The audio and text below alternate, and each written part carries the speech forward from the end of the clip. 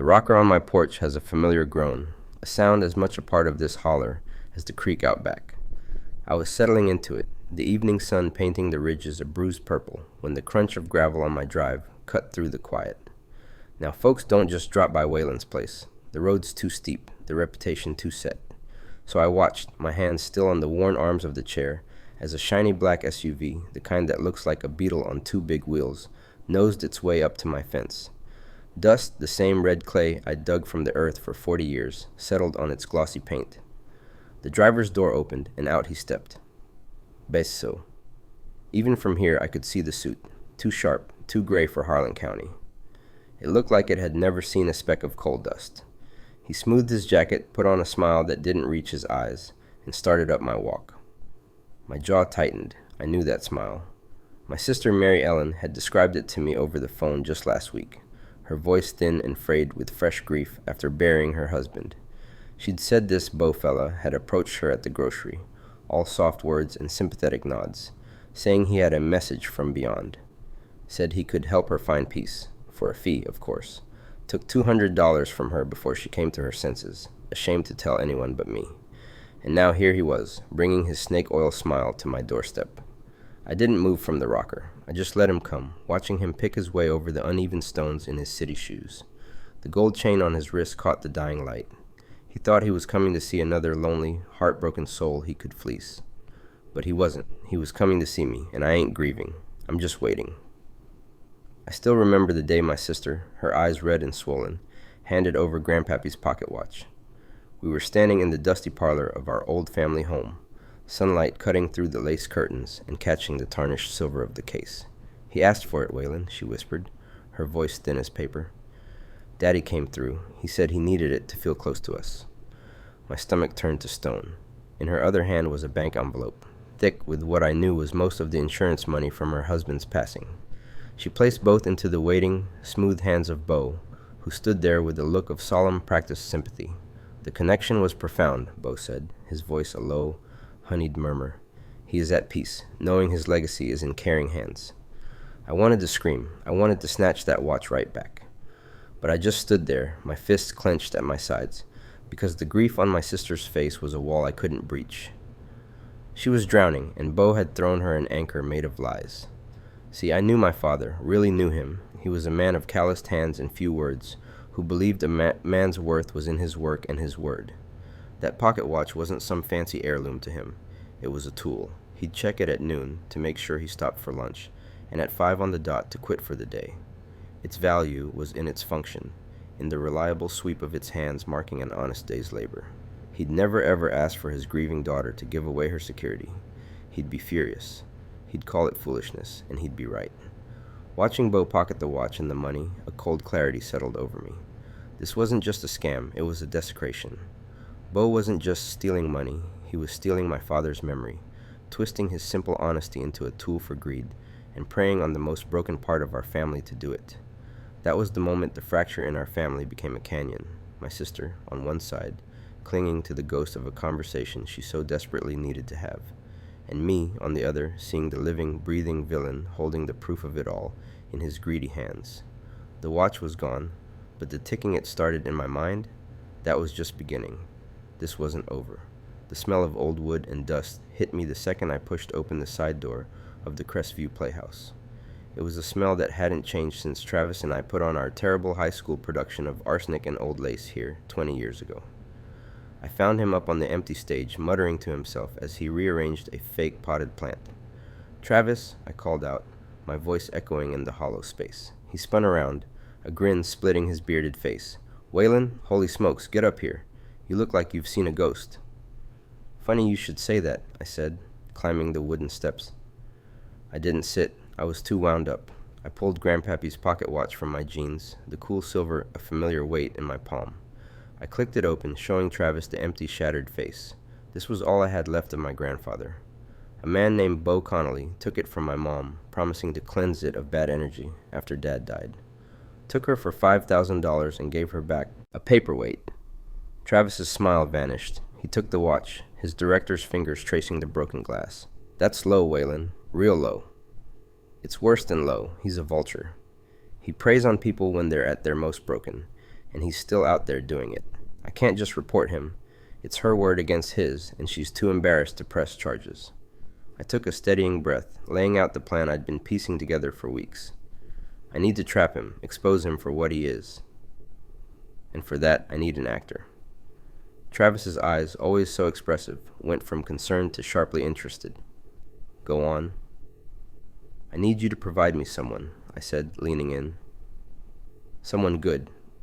They're going to pose as a rival psychic, new in town, starting to steal Beau's business.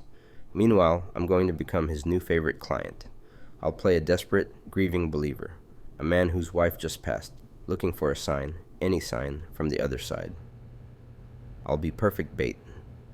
I'll feed him information, make him think he's connecting with my late wife, and I'll get him on tape demanding more and more money for his services. When he's deep in the con, your actor moves in as the competition, and we force Beau into a corner. I watched Travis process it. He looked from the broken watch in his hand to my face, seeing the resolve there. This wasn't a whim. This was for Grandpappy, for Mom, for everyone Beau had bled dry. A slow, theatrical smile spread across Travis's face. He handed the watch back to me. Waylon, my friend, you've come to the right place. We do drama here. He clapped a hand on my shoulder. I've got the perfect person. She's fierce, she's convincing, and she hates bullies. Let's go put on a show. The bell above the diner door jingled, a sound that felt too cheerful for what I was about to do. I spotted Beau immediately. He was holding court in a corner booth, a plate of half-eaten pie pushed aside as he leaned in, speaking in a low, dramatic murmur to a wide-eyed older woman. He looked exactly like Travis had described, slicked back hair, a too-tight suit, and eyes that darted around the room, always calculating. My palms were sweaty. I wiped them on my jeans, took a deep breath, and walked over. I waited until the woman left, clutching a tissue and a receipt. His fee, no doubt. Mr. Beau, I said, making my voice a little too loud, a little too earnest. He looked up, his expression shifting from mild irritation to professional warmth in a heartbeat. Can I help you, son? I hope so, I stammered, laying it on thick. I'm Waylon. My friend, she came to you last week? About her sister? She said you were miraculous. The word tasted like ash in my mouth. A slow, oily smile spread across his face. I am merely a vessel for the messages that need to be heard. Please, sit. I slid into the booth across from him, my heart hammering against my ribs. I could feel the weight of Grandpappy's pocket watch in my jacket pocket, a solid, honest anchor. It's about my dad, I said, dropping my gaze to the sticky tabletop. He passed real sudden. We never got to say proper goodbyes. There's things left unsaid. My friend said you could maybe reach him. I chanced to look up. His eyes were gleaming, not with compassion, but with the sharp glint of a predator who'd just scented easy prey. The spirit world is a fragile line, he intoned, steepling his fingers. It requires focus, privacy, the right environment. The diner is good for introductions, but for something as deep as this. This was my opening. I leaned forward, feigning a desperate hope. I was thinking maybe a proper setting. My family were having a dinner tomorrow night at my place. It's quiet, private. We could make it a proper session, just you and us. I let my voice crack just a little. Money ain't an object. I just need closure. The moment I said money ain't an object, I saw it. The flicker in his eyes. It was pure, unadulterated greed. He wasn't seeing a grieving son. He was seeing a wallet. A family dinner, he mused, pretending to consider it. A sacred circle of loved ones. Yes, that could amplify the connection tremendously. He nodded, a solemn, practiced gesture. Your father's spirit must be restless. We should ease his passage. I accept your invitation, Waylon. It would be my honor to help your family find peace. He reached out and patted my hand. I forced myself not to flinch. Thank you, I whispered, putting every ounce of false gratitude I could muster into the words. Thank you so much. As I walked out of the diner, the cheerful bell jingling behind me, the cool evening air felt like a cleanse. The hook was set. Beau was swimming right into our net, led by his own greed. Tomorrow night at the dinner table, the real performance would begin, and Travis and I would be ready. The smell of old books and stale coffee filled the air of the little diner booth. Across from me, Eli. The actor sipped his water, his eyes wide and earnest. He was perfect, young enough to look haunted, sincere enough to be believed. "Okay, Eli," I said, leaning forward, my voice low. Lesson 1. The Grudge. My Grandpappy and Beau's grandfather, Silas. They were partners once, until the flood of 47. Silas accused my family of sabotaging a shared levee to save our own fields. It wasn't true, but the accusation stuck. Beau's family has carried that bitterness like a birthright. Eli nodded, his fingers tapping silently on the Formica table as if typing the information into his memory. A foundational resentment. Good. What else? I took a slow breath, weaving truth with threadbare lies. Then there are the debts, not big public ones. Small, quiet loans between families over generations. A tractor bought here, a seed loan there. Never properly documented, always a source of muttered tension. Suggests that the spirits are unsettled by unpaid debts of honor. For 3 days we met like this. I became a storyteller, painting a picture of my family's history with careful, poisonous strokes. I told him about the pocket watch, Grandpappy's treasure, but I called it a lost heirloom, whose absence had broken the family's luck. I fabricated a deed to a parcel of wooded land by the creek that was supposedly stolen in a card game generations ago. The spirits are very specific about that land, I told him, my face grave. They say the deed was written on blue paper and hidden in a Bible that was later lost in a house fire. Eli absorbed it all. He'd repeat the details back to me, his tone shifting into the vague, echoing cadence he planned to use for his visions. I see water, and anger, and a promise written on blue that turned to ash. It felt strange, handing over the skeleton keys to my family's past, even the fake ones, to this stranger. But I saw the focus in his eyes. He wasn't just memorizing. He was building a character, a conduit. He was constructing the ghost of my history that we would soon unleash on Beau. On our final meeting, I slid a folded bill across the table for his time. "You ready?" He met my gaze, and the earnest young man was gone, replaced by a chilling, distant calm. "I see a pocket watch," he whispered, his eyes looking through me. "Its ticking is the heartbeat of the old grudge. It's waiting to be found." A shiver went down my spine. It was working. The story was no longer mine. It was his, and soon it would be Beau's nightmare. The air in my parents' dining room was thick with the smell of roast chicken and quiet approval. I was just pushing my peas around my plate, trying to be invisible, when Beau cleared his throat. "Here we go." "You know," he began, leaning back with that practiced, thoughtful look, "family is the bedrock, the unshakable foundation God gives us." My sister Sarah nodded like he'd just revealed the secrets of the universe. "That's so true, Beau. So profound." He gave a humble shrug. "It's just what I feel. We must cherish these bonds, protect them from outside influences." He didn't look at me, but the temperature at my end of the table dropped 10 degrees. Mom was beaming at him. Dad gave a grunt of agreement. It was all so vague, so perfectly crafted to mean nothing and everything at once. Every platitude was another brick in the wall he was building around my family, and I was locked outside. I felt the weight of Grandpappy's pocket watch in my pants pocket. Its cool metal a tiny anchor. He'd have seen right through Beau. He valued real work, real character, not this performative sweetness. Just as Beau was launching into another round of blessed this and divine that, the doorbell rang. We all froze. Nobody ever came out this far on a Sunday evening. Dad answered, and a moment later a man stood in the dining room doorway. He had kind eyes and a worn backpack. "I'm so sorry to intrude," he said, his voice gentle. "My name's Eli. My car broke down a mile back on the county road. I saw the lights." "Oh, you poor thing." Mom was up instantly, ushering him in. Sit, have some dinner." Eli thanked her profusely but hesitated, his gaze sweeping over us. It lingered on Beau, then on me. He frowned, a look of deep concern washing over his face. "Forgive me," he said, holding up a hand. "I don't mean to overstep, but when I came in, I felt a powerful spiritual turmoil in this house, a real tension." Beau's smile tightened. "We're just having a family dinner, friend." "Sometimes," Eli said softly, his eyes locking with mine for a split second. "The most intense battles happen at the dinner table."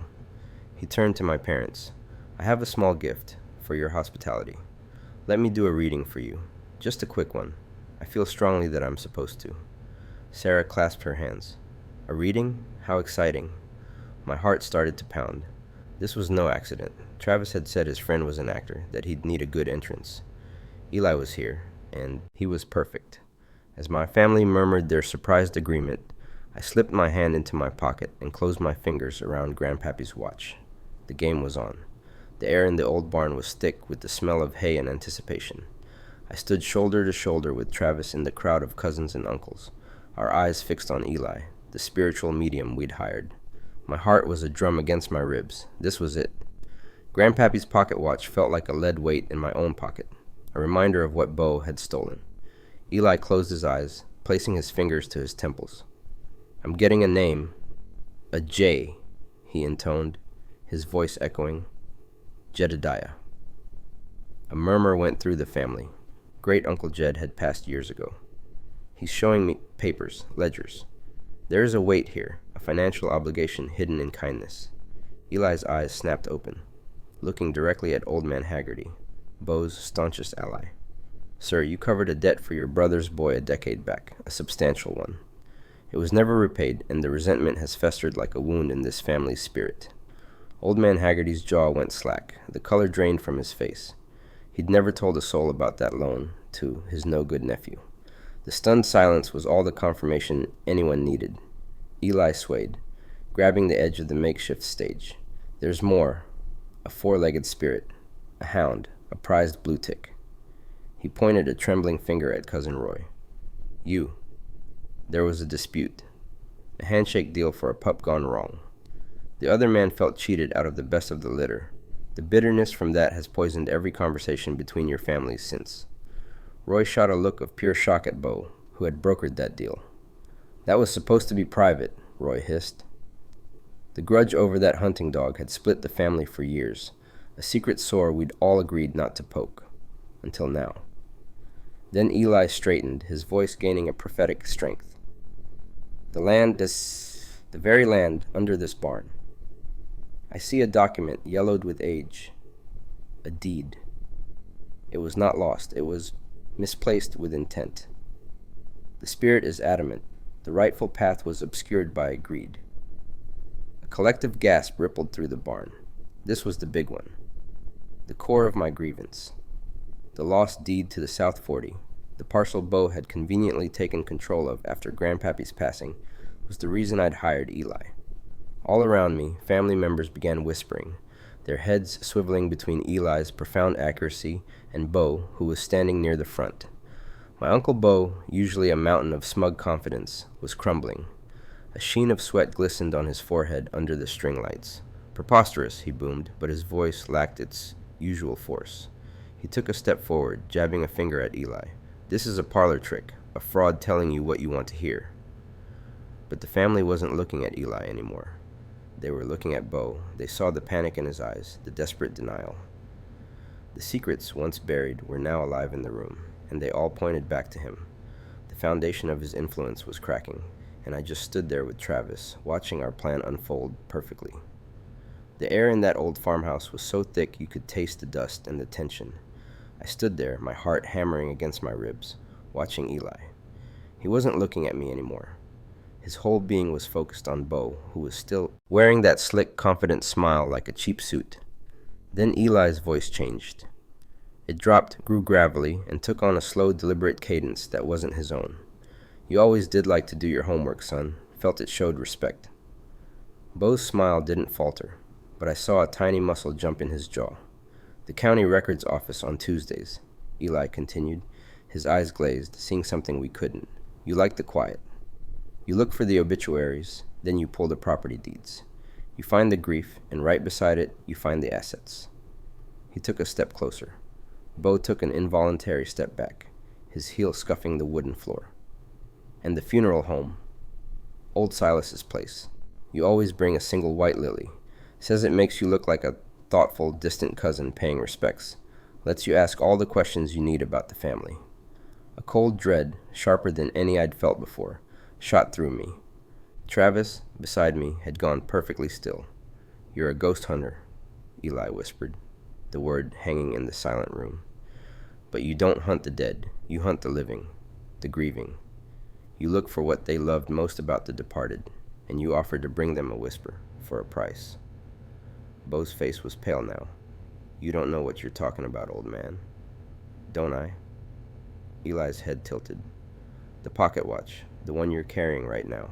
It wasn't your grandpappy's. You lifted it from a pretty young woman's purse at a bus station in Knoxville last month. Her name was Sarah, Waylon's sister. My breath left my body in a rush. Sarah. The watch I'd given her for graduation. I'd noticed it was missing. She thought she'd just lost it. I looked at Beau, and the horror must have been plain on my face, because he finally looked at me, and for a split second, I saw the con man behind the curtain, panicked, exposed. My family wasn't murmuring anymore. They were just staring, a circle of silent, heartbroken witnesses. My aunt had her hand over her mouth, her eyes wide with a terrible understanding. The prop in his pocket wasn't a cherished heirloom. It was a piece of my family, stolen to be used as a key to steal everything else. The room held its breath.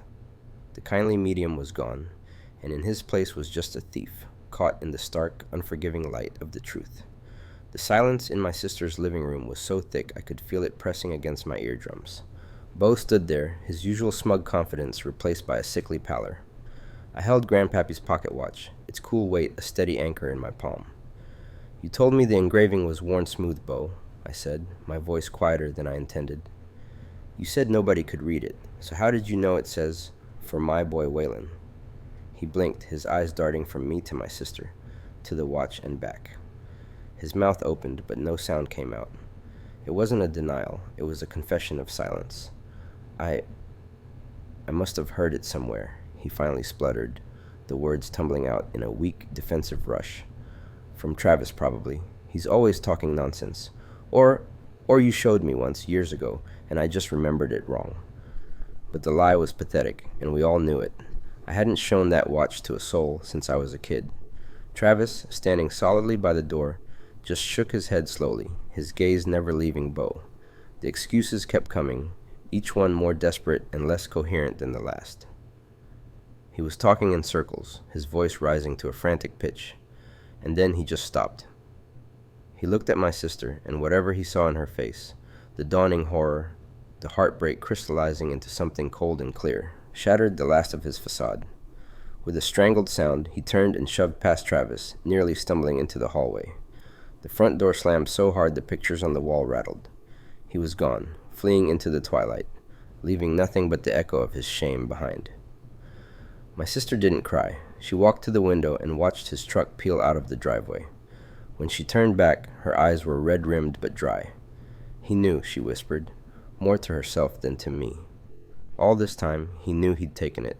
He looked me in the eye and let me blame you. Outside, the first of the neighbors Travis had quietly called began to arrive. Not with anger, but with a solemn, disappointed understanding. They'd heard the shouting. They saw Beau's flight. The story, the true story, was already weaving itself through our small community without me having to say another word. The man who'd spent years building a reputation on charm and tall tales had been undone by 3 simple engraved words. I looked down at the watch in my hand, its old brass face catching the lamplight. It was finally home. The weight I'd carried for years, the weight of suspicion and a broken trust, didn't vanish, but it shifted. It lifted from my shoulders and settled where it belonged, squarely on the man who'd run from it. The late afternoon sun was painting the sky in shades of orange and purple as I settled into the old rocking chair on my porch. The air was clean, finally, carrying the scent of cut grass and coming rain instead of the lingering dust of greed and fear. Inside, through the screen door, I could just see the soft gleam of Grandpappy's pocket watch on the mantel, right where it belonged. The creak of the porch steps announced a visitor. It was my sister Sarah, holding a still-warm peach pie that smelled like heaven. "Figured you might be out here brooding," she said with a soft smile, handing me the pie before taking the chair next to mine. "Not brooding," I said, accepting the dish. "Just sitting. It's a nice change." We sat in a comfortable quiet for a while, watching the fireflies start their first hesitant flickers in the yard. The scam was over. Beau was in a cell, awaiting trial for a whole list of things that sounded like a bad country song. Fraud, attempted coercion, disturbing a burial site. Travis was back home with his family. A little quieter, a lot wiser. We didn't talk about them, not tonight. Instead, Sarah nudged the pie toward me. Remember when Dad tried to make one of these? For Mom's birthday? I let out a real laugh, the kind that had been scarce for months. Lord, yes, he used salt instead of sugar, claimed it was a savory dessert innovation. Mom ate every bite with a straight face. He was so proud of that concrete birdbath he made, too, she added, her eyes crinkling. The one that listed so far to the left the birds would get dizzy. We traded stories like that as the dusk deepened. Real memories, warm and solid. Not the ghost stories Beau had tried to sell. Not the fabricated legacy of some cursed treasure. Just a man who was a sometimes ridiculous, always loving father. The hole he left hadn't shrunk, but the edges felt softer now, less like broken glass. Sarah left as full dark settled, with a hug and a promise to come by next Sunday. I stayed on the porch, the empty pie plate beside me, listening to the crickets. Some secrets, like the true, violent story of that gold, were meant to stay buried. They only poison the ground. But other secrets, the quiet hurts, the unspoken memories, those needed the full, forgiving light of day to finally heal. And for the first time in a long time, I felt like I was.